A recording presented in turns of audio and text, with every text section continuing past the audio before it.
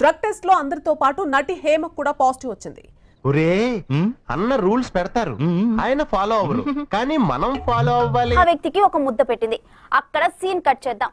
ఈ వ్యక్తిని బాగా గుర్తు పెట్టుకోండి. అయన్నొద్దు, పాయింట్కి రా.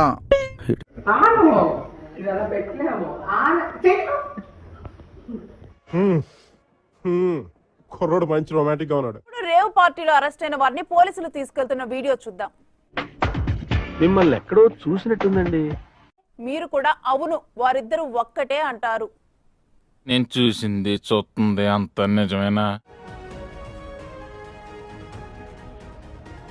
అది కాదు ఎన్నో మోసాలు చేశాను రా, ఇలాంటి మోసం ఎప్పుడు చేయలేదు.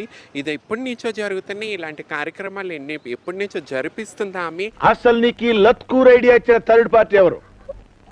తెలుగు రాష్ట్రాల్లో అందమైన అమ్మాయిలని తీసుకుని ఎన్నో జరుపుతా ఉంటది. నా వల్లే ప్రపంచం మొత్తం నాశనం అయిపోతుంది అనుకునేవాడిని. అందరూ నాలాగే ఉన్నారు గురు. ఎదవలు మించిన ఎదవలు బయటపడ్డాయి. పాపం పండింది. దొంగతనం, రంకుతనం ఇవనేది ఎన్నాళ్ళు దాగం అన్నమాట. అపియరెన్స్ చూసి ఏంజల్ అనుకున్నాను, డీటెయిల్స్ వెళ్తే ఎంత డేంజర్ అన్నమాట. అసహ్యం అసహ్యం వేస్తుందిరా. ఇన్నాళ్ళు మన హైదరాబాద్ లో, ఆంధ్రప్రదేశ్ లో ఎన్నిసార్లు దొరికిన రికమెండేషన్ వాడుకుని బయటకు వచ్చేసారు. She is merciless, emotionless, ruthless, stone hearted, hard core business woman.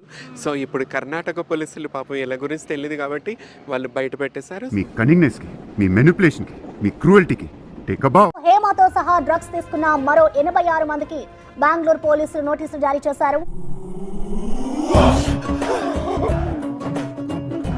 Hema drama number 1, Hema drama number 2 అని చెప్పి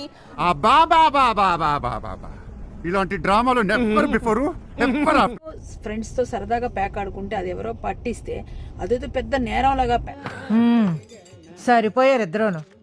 సాగుతుంది మీకు అలాగా. ఈ రోజు నువ్వేం చేసావు? ఒక రేవ్ పార్టీలో డ్రగ్స్ తో పాటు దొరికావు. ఒక విషయం